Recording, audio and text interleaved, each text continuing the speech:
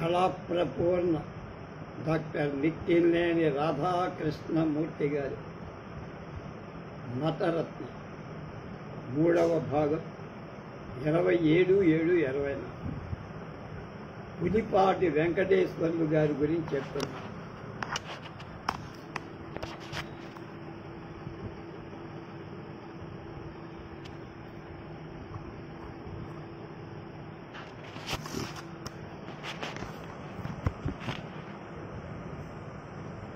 ఆంధ్రదేశంలో అనేక మంది నటులు ఉద్భవించిన అందరూ నటులు అనిపించుకోలేకపోయారు. కొందరు మాత్రమే నటులుగా మహానటులుగా పేరు పొందారు. కొందరు గంధర్వ గానంతో రంగస్థలాన్ని ఉర్రూతలూగిస్తారు. మరికొందరు కేవలం పద్య పఠనంతో రంగస్థలాన్ని దద్దరిల్లా చేస్తారు.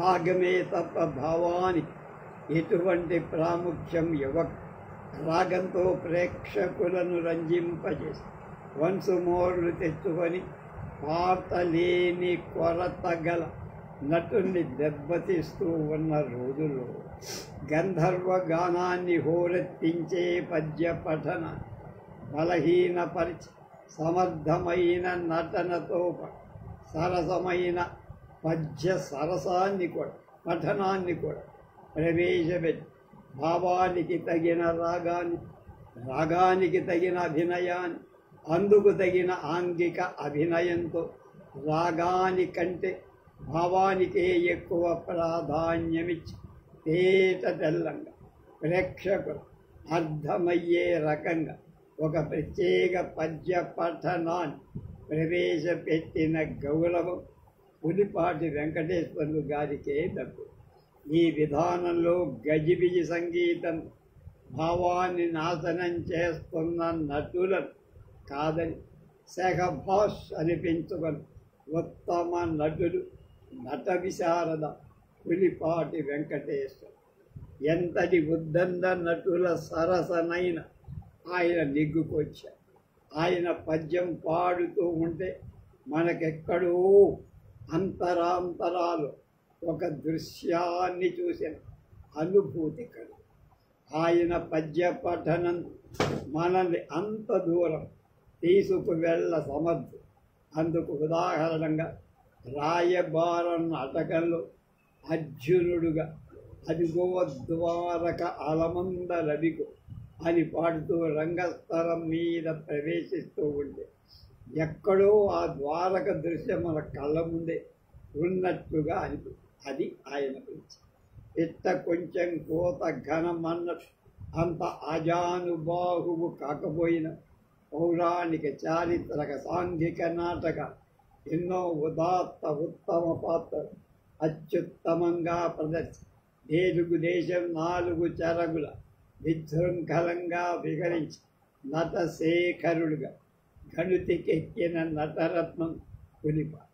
గుంటూరు జిల్లా తెనాలిలో 15/9/1900 జన్మించి 11 ఏళ్ల వయసులో రంగస్థలంపై బాలపాత్రలు ధరించి హై స్కూల్ విద్య పూర్తి చేశారు.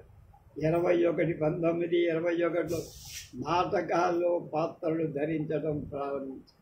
ఇప్పటికే దాదాపు 4000 నాటక ప్రదర్శనలు 50 సంవత్సరాలు పైగా నాటక రంగానికి సేవలు అందించారు. సినిమాలు వీరవిహారం చేస్తున్న ఈ రోజులను కొంచెం వెనక్కి వెళ్ళి చూస్తే ఆంధ్రదేశంలో నాటకాల ఉద్ధృతం, నటులకు ఉండేటువంటి గౌరవం, నటుల పట్ల ప్రేక్షకులకు ఉన్న ఆదరం మనకు అర్థం కాదు. ఆయన తెనాలి రామవిలాస సభలోనే కాదు ఆంధ్రప్రదేశ్లో అనేక నాటక సమాజాలు వృత్తి నటులుగా ప్రొఫెషనల్ ఆర్టిస్టుగా అనేక పాత్రలు ధరించి అవుననిపించి ఆయన అభిమాన పాత్రలు కురుక్షేత్రంలో, గయోపాఖ్యానంలో, రాయబారంలో అర్జున్, హరిశ్చంద్రలో నక్షత్రం, చింతామణిలో భవానీ శంకర్, సారంగధరలో సుబుద్ధి, ప్రతాపరుద్రీయంలో చెక్కుమూర్తి శాస్త్రి, బొబ్బిలిలో వెంగళరాయ్, పాదుకలో భరత్, సుదేవ్, సుదేవుడు మొదలైన విభిన్న పాత్రలు సమర్థనీయంగా నడి పాత్ర పోషణలోని గంభీరత, భావ ప్రకటనలోని ప్రత్యేకత నిరూపించు. ఉత్తమ రంగస్థల నటులైన పద్మశ్రీ స్థానం వెంపటి, బంద, బళ్ళారి రాఘవ, గండికోటి దోద్ఘోట జోగినాథం, మాధవ్, గోవిందరాజు, పెద్ది భట్ల మొదలైన మహానటులందరి సరసన నటి చలనచిత్ర ప్రారంభ దినాల్లో నాటక రంగ నటులే సినిమాలో కూడా పాత్రలు ధరించి అటువంటి వారిలో పులిపాటి కూడా చిత్ర పరిశ్రమలో ప్రవేశి చింతామణిలో భవానీ రంగడు, హరిశ్చంద్రలో నక్షత్రుడు, సారంగధరలో సుబుద్ధి, పాశుపతాస్త్రంలో నారదుడు మొదలైన పాత్రకారు, మోహిని రుక్మాంగద, సతీ తులసి, చంద్రహాస్, చూడామణి, తల్లి ప్రేమ, విష్ణుమాయ మొదలైన చిత్రాలు వివిధ పాత్రలు ధరించి ఆంధ్రదేశంలోనే కాక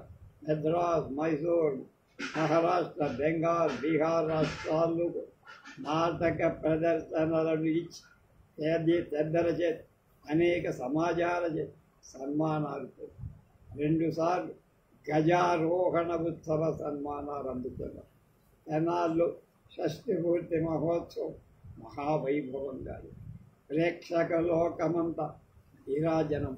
అనేక ప్రదర్శనాలచే పెద్దల చేత పథకాలు, కంకణాలు, వెండి కప్పు, షీల్డ్లు బహుమతిగా పొందటమే కాక నటగిరి, నటశేఖర, నట విశారద వంటి బిరుదులతో పాటు ఆంధ్ర ప్రభుత్వ ఆస్థాన కవిని శ్రీ కాశీకృష్ణాచార్యుల వారి చేత నటశేఖర అనే ఉత్తమ బిరుదులు పొందారు.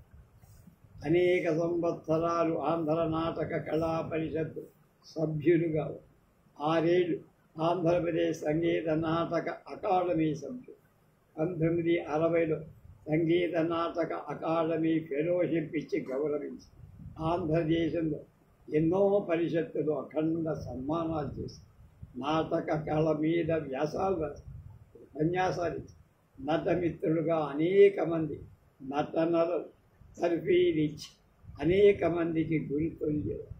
అతి నిరాడంబరుడైన ఈ మహానటుడు నాటక రంగానికి ఎంతో సేవ చేసి ఆర్థిక బాధల అవస్థపడు పక్షవాత వ్యాధి 70 ఏళ్ల పైగా జీవించి స్వర్గస్థుడయ్యారు.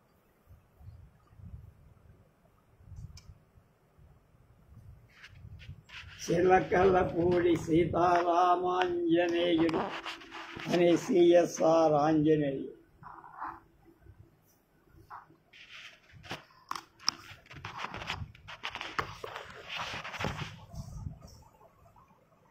నాటక రంగంతో 2.5 దశాబ్దాలు 25 సినిమా రంగంలో కూడా వివిధ పాత్రలు చాలా ఉదాత్తంగా ప్రసిద్ధ రంగస్థల గాయకుడిగా, అత్యుత్తమ క్యారెక్టర్ యాక్టర్గా పురోగమించిన వాడు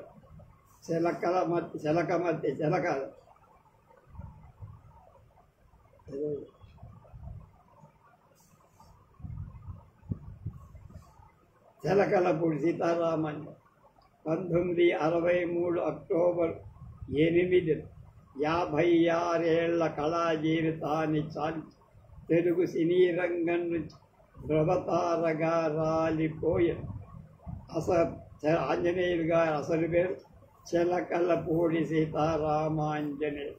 సిఎస్ఆర్ అంటే అందరికీ నవ్వు బాగా.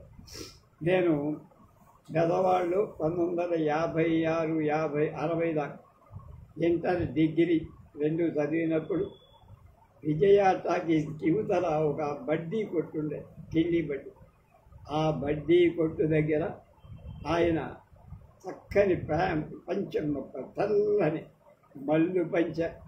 మల్లు చొక్క పైన ఉత్తరీయం వేసుకొని ఇక్కడ ఈ వేళ్ల మధ్య సిగరెట్ పెట్టుకొని తాగుతూ ఉంటాం. 2-3 సార్లు చూసా. పలకరించారో లేదు జ్ఞాపకం, నమస్కారం మాత్రం చేసి అలా చూసిన అదృష్టం. వీళ్ళ పూర్వీకుల నివాస స్థానం బందర్ దగ్గర చిలకలపూడి. ఆ తర్వాత గుంటూరు జిల్లాలో పొన్నూరు చేరారు. బాల్యమంతా పొన్నూరు. స్కూల్ ఫైనల్ వరకు చదివి కొంతకాలం కోఆపరేటివ్ సూపర్వైజర్ చేశారు. తండ్రి వస్తుతः నటుడవటం వల్ల ఆ ఛాయలు సిఎస్ఆర్ మీద కూడా స్నేహితులంతా హై స్కూల్ విద్య పూర్తి చేసి కాలేజీకి వెళుతున్న సమయంలో సిఎస్ఆర్ నాటక రంగంలో ప్రవేశం. ఆంధ్ర నాటక రంగంలో ఆనాడు స్థానం జీవి, పారుపల్లి, రణవిత్త, అద్దం, కపిలబాయ్, పొంగల మొదలైన హేమాహేమీలంతా అగ్రస్థానం వహించి వెలిగిపోతున్న కాలంలో కొద్ది కాలంలోనే వాళ్ళ కోవలో చేరిపోయే సిఎస్ఆర్ ఎంతటి ప్రతిభావంతులో మనం. ముఖ్యంగా ఆయన అంతటి స్థానాన్ని ఆక్రమించడానికి కాదు, కృష్ణ తులాభారం, రాధాకృష్ణ నాటకాలలో కృష్ణ పాత్ర ఆ పాత్రను ధరించడంలో ఆయన కన్నా ఆ రోజుల్లో ఎవరూ లేరు. అందువల్ల ఆయన అంత పేరు పొందారు. భక్త రామదాసులో రామదాస్ పాత్ర, భక్త తుకారాంలో తుకారాం పాత్ర ఆయన అఖండ కీర్తి తెచ్చిపెట్టారు. ఆయన ఉదహరించిన పాత్రలన్నీ ఆయన అభిమాన పాత్ర. ఆ పాత్రలు ఆయన జీవించాడని చెప్పారు. సిఎస్ఆర్ ధరించిన పాత్రలలో ఒక పాత్ర మరొక పాత్ర నటనలో సారూప్యం ఉండేది కదా, పోలిక. ఏ పాత్రకు ఆ పాత్రే ఒక ప్రత్యేక. ఆయన అత్యుత్తమ గాయకు. ఏనాడు ఏ నటుని, ఏ పాటను, ఏ అభినయాన్ని ఆయన అనుకరించాలి. స్వయం కృషితో, స్వీయ ప్రతిభతో, సృజనాత్మక శక్తితో వివిధ కోణాలలో ప్రతిభావంతంగా పాత్రలను మలచుకొని ప్రతి పాత్రను ఉన్నత శిఖరానికి ఎక్కించారు. ఆయన పద్య పఠనం కూడా ఒక ప్రత్యేక. పద్యాన్ని పద విభాగం చేసి పిలిచి పాడటంలో ఆయనే సార్. పద్యం పాడుతూనే మధ్య మధ్య వచనం కలిపి తిరిగి పద్యాన్ని ఎత్తుకోవడం ప్రేక్షకులు ఆశ్చర్యపడేవారు. ఈ విషయంలో ఆయనకు సరితోడు ఇంకొకరు లేరు. ఈ విధంగా సిఎస్ఆర్ బాణి అని ఒక విశిష్టత నాటక రంగంలో ఆయన కనిపించింది. కేవలం పాటలు, పద్యాలు, నాటకాలోని పాత్రలు రక్తి కట్టించటే విషయంలో సిఎస్ఆర్ పాటకు తగ్గిన నటన, నటనకు తగిన అభినయం, పాత్రోచిత వాచకం, సమస్థాయిలో నడవటం అంటే బ్యాలెన్స్ అన్నమాట. అన్ని చిరకాలం అన్ని స్థాయిలలో కాలంతో ఉత్తమ నటులుగా మనగై కృష్ణ పాత్రలలో పేరు తెచ్చుకున్న సిఎస్ఆర్ మొదటగా ద్రౌపది వస్త్రాపహరణం సినిమాలో కృష్ణ పాత్ర, సెంట్రల్ స్టూడియోస్ కోయంబత్తూరు వారు నిర్మించిన భక్త తుకారాంలో తుకారాం పాత్ర, హేమాహేమీలతో కలిసి తల్లి ప్రేమ, సుమతి, చూడామణి, వెంకటేశ్వర మహాత్యం అని చెప్పారు. మన ఎన్టీ రామారావు సావిత్రి వెంకటేశ్వర మహత్యం కాదు, ఈయన కృష్ణుడిగా వేసిన వెంకటేశ్వర మహత్యం. అలాగే విష్ణువుగా కూడా వేసిన వెంకటేశ్వర మహత్యంలో ఆయన నటించడం. అక్కడ ఒక మహర్షి ఉంటాడు. ఆయన వైకుంఠానికి వెళ్ళి విష్ణువుని ఎంత పిలిచినా ఆయన లక్ష్మీదేవి మోహంలో పడి ఉండటం చెప్పి ఆయన మాట వినకపోతే ఆయన చివరికి రండి స్వామిని ఆహ్వానించి ఈయన గర్వమంతా కాళ్ళలో ఉన్న ఒక కన్నులో ఉందని చెప్పి కాళ్ళు పిసుకుతున్నట్టుగా ఆ పాదం అడుగున ఉన్న ఆ కన్ను నొక్కేస్తారు. ఈ సీనుని మా పెద్దక్కయ్య లోపాముద్ర గారి మామగా ఆ మహర్షి వేషం వేశాడు. పేరు జ్ఞాపకం రావుతారు. ఆయన పేరు పండిట్ రావు గారు. అంటే గాడేపల్లి సూర్యనారాయణ అంటారు. ఆయన పండిట్ రావు గారు. నాటకాలు చాలా గొప్పవి. ఆ ఫోటో మా అక్కయ్య వాడింట్లో ఉంటాను నేను చూసి. సిఎస్ఆర్మో విష్ణువు, ఆయనమో ఆ మహర్షి పేరు చెప్పాలి. అలాగే భీష్మ, మాయాలోకం, పాదుకా పట్టాభిషేకం, భక్త తులసీదాస్, గృహ ప్రవేశం, పరమానంద శిష్యుడు, సాయిబాబా, వాడి సుగ్రీవ, మాయాబజార్, పాతాళపై, దేవదా, చక్రవాణి, సక్కుబాయి, రోజురుమాలై, సువర్ణ సుందరి, జగదేక వీరుడి కథ, పుయేసి పప్పు, 150 సినిమా. ఆయన నటించిన చిత్రాలు కొన్ని దెబ్బతిన్న.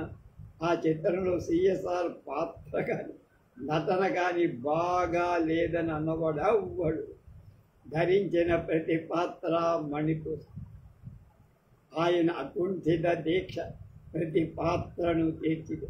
ప్రతి పాత్రకు ఒక వ్యక్తిత్వాన్ని కలిపి ఒకసారికి 10 సార్లు సంభాషణ ఎలా చెబితే బాగుంటుందో మదనపడి ఆయన వేసిన శకుని పాత్ర నభూతో నభవి. ఆ తర్వాత మళ్ళా ధూళిపాడగా చేశారు. ఆయన తృప్తి కలిగే వరకు దాన్ని సాధన చేశారు. తుది వరకు తెలుగు సినీ రంగం శక్తివంతుడైన నటుడిగా, వీణాసివాడుగా కూడా మనకు అప్పు చేసి పప్పు గూళ్ళలో కానీ లేకపోతే చక్రపాణిలో తాతయ్య కానీ అద్భుతమైన నటన. అన్ని పాత్రలతో పాటు హాస్య పాత్రలు కూడా గణనీయమైన స్థానంలో నటించారు. ముఖ్యంగా ఆయన ధరించిన పాత్రలలో చిరస్థాయిగా నిలిచిపోయే పాత్రలు గృహ ప్రవేశం. అంతా మనవాళ్ళే. పేరుకొని జీవితం ఎప్పుడు వైజయంతిమాల, నారాయణరావు లాంటి వారు. నిత్య కళ్యాణం, పత్తదోరం, మాయాబజార్, శకుని మద్దయిన పాత్ర. శకుని అంటే సిఎస్ఆర్ నో అదర్, తర్వాత లింగమూర్తి, ఆ తర్వాత ధూళిపాడు. ఆయన దేశభక్తు, జాతీయవాది, అస్పృశ్యత నివారణ కోసం పతిత పావన నాటకం రాయించి ఆంధ్రదేశమంతటా ప్రదర్శనలిచ్చి మన్ననలు పొందారు. Subhash Chandrabose Indian National Army ఉద్యమాన్ని తుకారాం నాటకం వేసి 10,000 రూపాయలు సంపాదించి నేతాజీకి పంపించిన దేశభక్తుడు. సిఎస్ఆర్ నిరాడంబరు, నిగర్వి, మేఘపాతుడు, ధనిక పేద తారతమ్యాలు లేదు, నిష్కల్మష హృదయం. వెండి తెర వెలుగుల్లో మరువలే మధుర హృదయుడిగా, కళామూర్తిగా జీవించారు. సిఎస్ఆర్ మరణించిన రోజులు నటలోకమంతా శోక సముద్రంలో మణికు. ఏ భేషజాలు, ఏ దొరలవాట్లు లేక డబ్బును చాలా జాగ్రత్తగా కాపాడుకున్న నటుడాయి. శిలాక్షరాలుగా సిఎస్ఆర్ అనే 3 అక్షర చరిత్రలో నిలిచిపోతారు. వేమూరి గగ్గయ్య.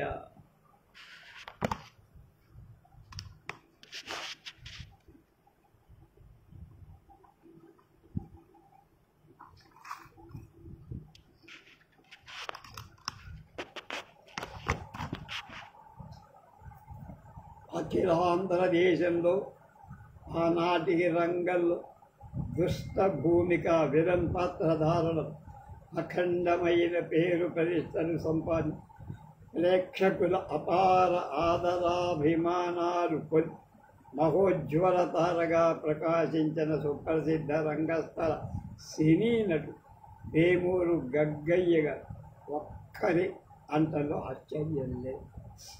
ఆనాటికి ఆంధ్రదేశంలో గగ్గయ్య గారి పేరు అంతగా తెలియదు. కానీ ఇవాళ ఒకనాడు ఆంధ్ర నాటక రంగం, చలనచిత్ర రంగం గగ్గయ్య గారి పేరు తెలియని వాడు.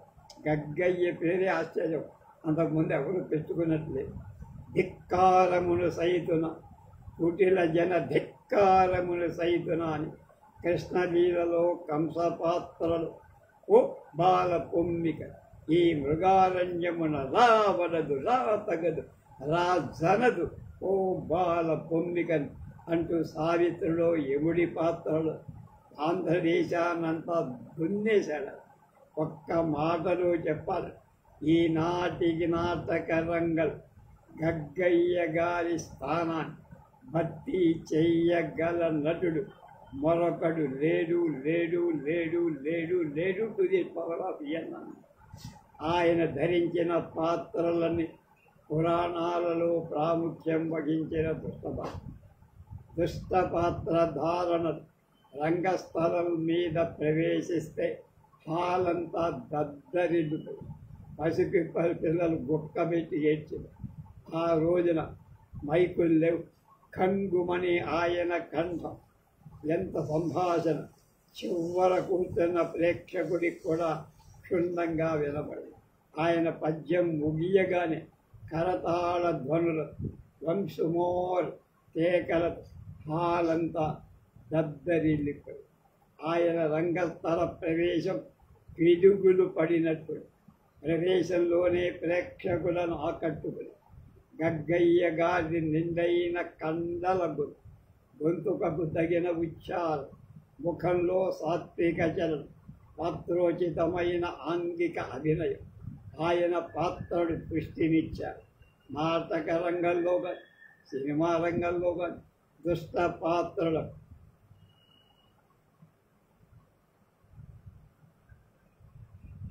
ప్రేక్షకుల ఆదరణ అంతగా లభించదు ఆదరణ. కానీ గగ్గయ్య గారి పని అది నిజం కాదని రూఢి. గగ్గయ్య గారు నాటకంలోని సినిమా పాత్రలు కానీ ఏ పాత్ర ధరించినా అన్ని పాత్రలు అధిగమించి ఆయనకే ప్రాముఖ్యం. అందుకు కారణం ఆయన ధరించిన ప్రతి పాత్ర అర్థం చేసుకొని పాత్రలో జీవించి ఆయన్ని గంభీరమైన సంభాషణ స్పష్టంగా కొట్టవచ్చినట్టుగా ప్రతి రౌద్ర భావాన్ని ఆయన ముఖం కందిపోదు. ఆంగిక చలనంతో ముఖంలో సాత్విక చలనం కొట్టవచ్చినట్టు. అందుకు ఉదాహరణ 40 ఏళ్ల క్రితం నిర్మించి ద్రౌపది వస్త్రాపహరణం చిత్రంలో ఆయన ధరించిన శిశుపాలుడి పాత్ర ఈనాటికి ఇప్పటికి ఉన్నత స్థానాన్ని అలంకరిస్తూనే ఉంది. శిశుపాలుడి పాత్ర రాజనాల అవార్డు వేశారు కానీ ఆ స్థాయి లేదు.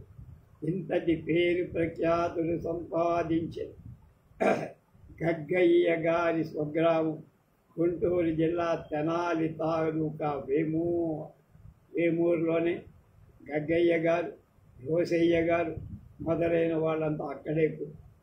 ఆయన 1895 మే 15 జన్మించి చిన్నతనంలోనే తండ్రి చనిపోవడం, సరైన సంరక్షకు లేకపోవడం, గగ్గయ్య గారి జీవితం నిర్లక్ష్యంగా బాధ్యత లేని జీవితం.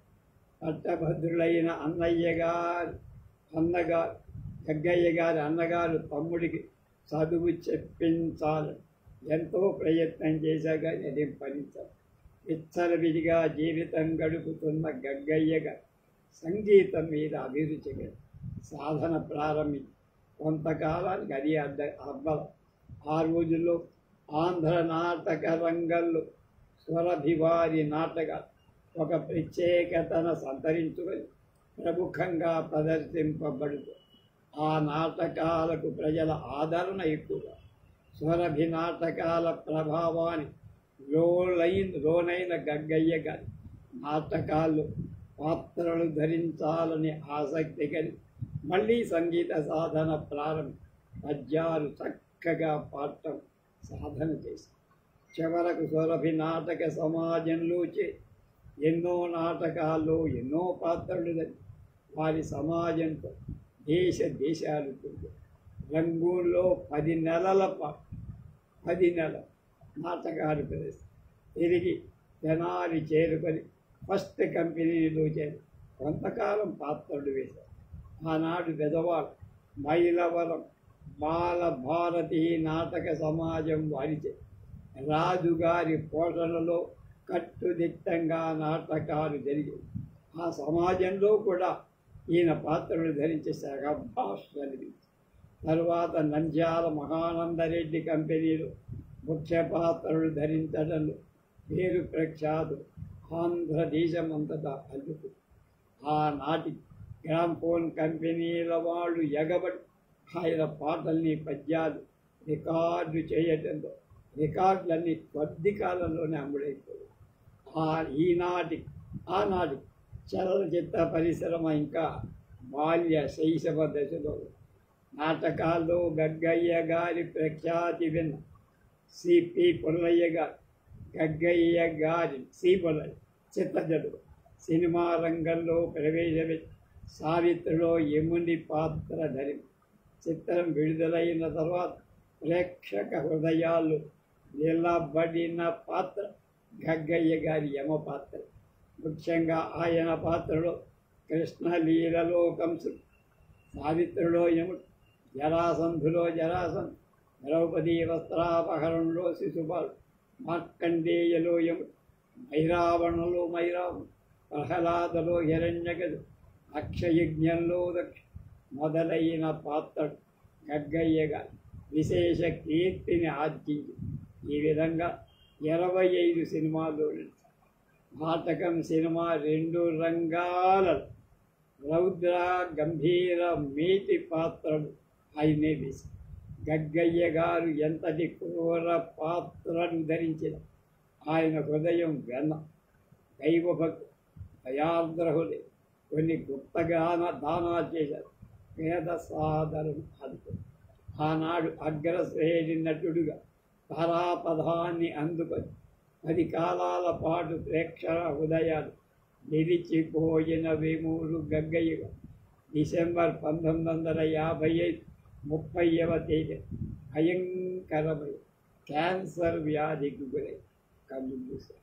ఆనాటి ప్రేక్షక లోకమంతా విరపి నాటక సినిమా రంగాలు ఉన్నంత గగ్గయ్య గారి పేరు ధ్రువతారగానే ఉంటుంది.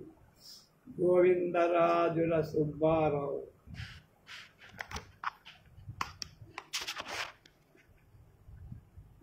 ఈ బొమ్మే బాగలేదు, అది అట్లాగే ఉంది.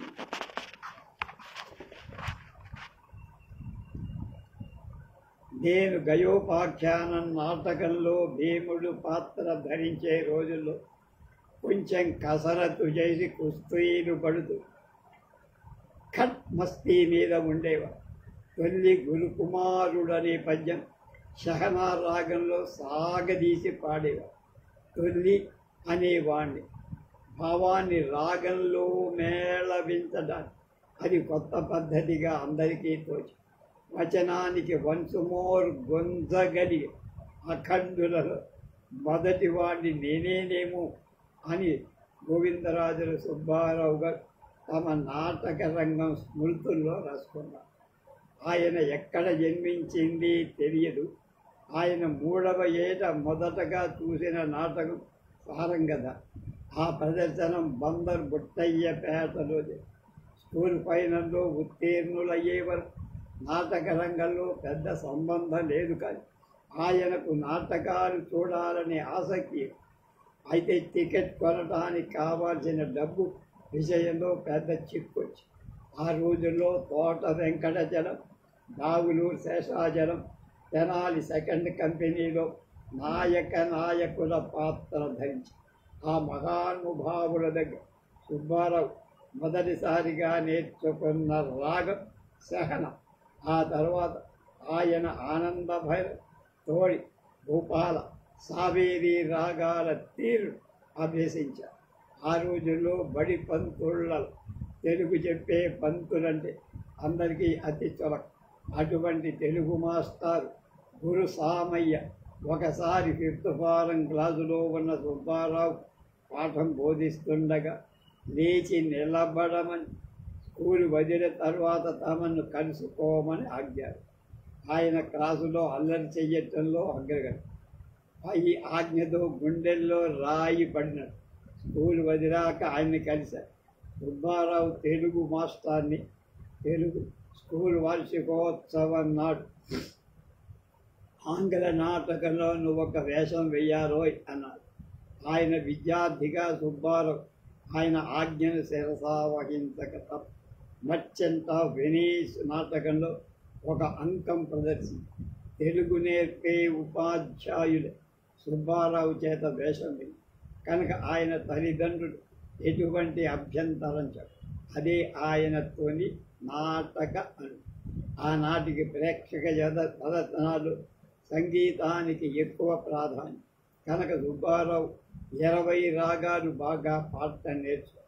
పాత విద్యార్థి సంఘ వార్షికోత్సవం మొట్టమొదటిసారిగా ఆయన గయోపాఖ్య నాటకంలో సాత్యకిగా, భీముడుగా 2 విభిన్న పాత్రలు భావరాగాల మేళవింపులు ప్రశంసాపాత్రంగా తెనాలిలో ఉన్న రోజుల్లో ఆయన రామవిలాస సభ ప్రదర్శించే బొబ్బిలి నాటకంలో హైదర్ జంగ్ బుస్సీ పాత్ర.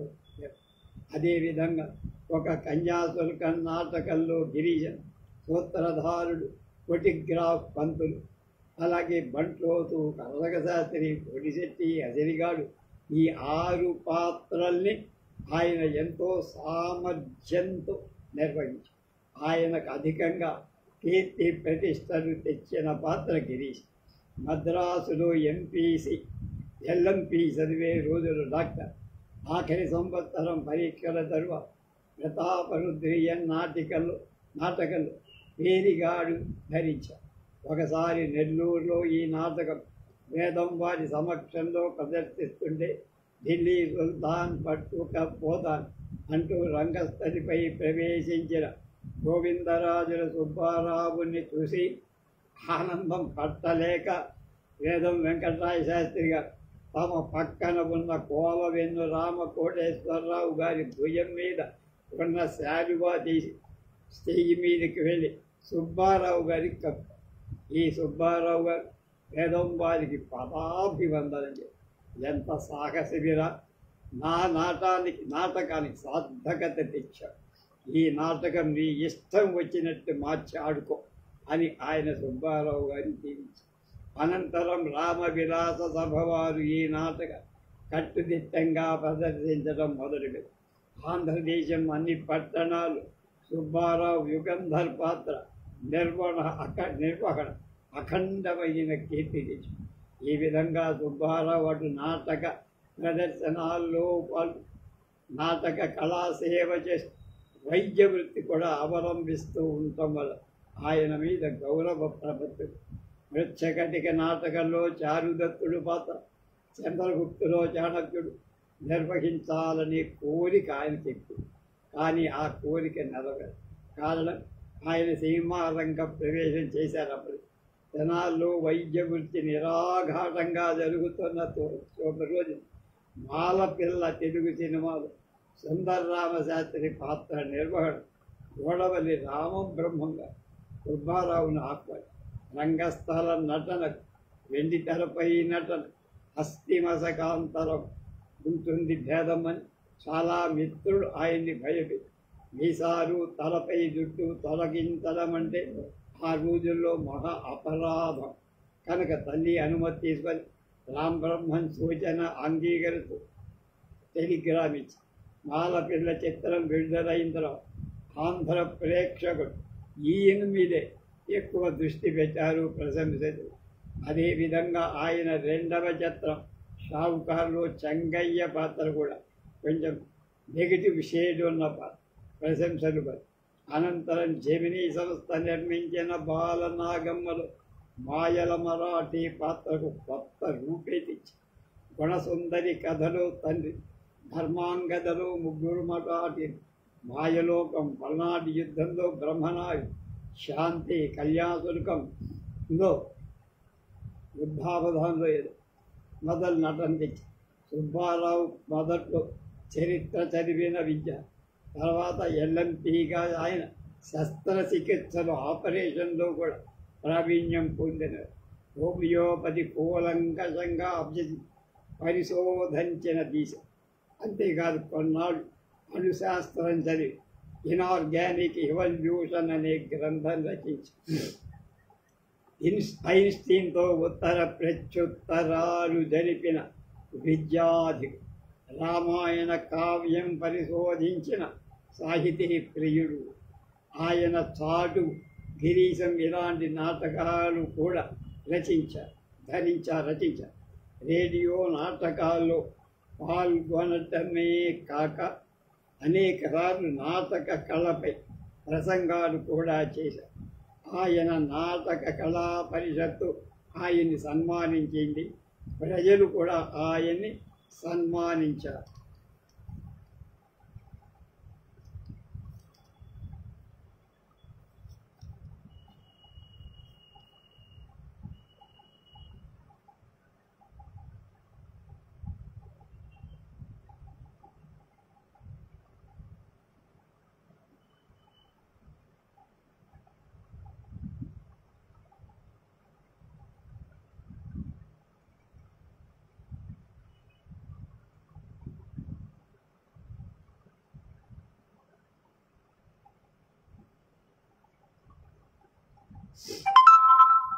సుబ్బారావు పొట్టివారైన మీసాలి సార్, గంభీర విగ్రహం, స్వరద్రూపి మ్యాంచ్, వక్త చమత్కారంతో చలోక్తులతో సభకుల్ని రంజింపారు.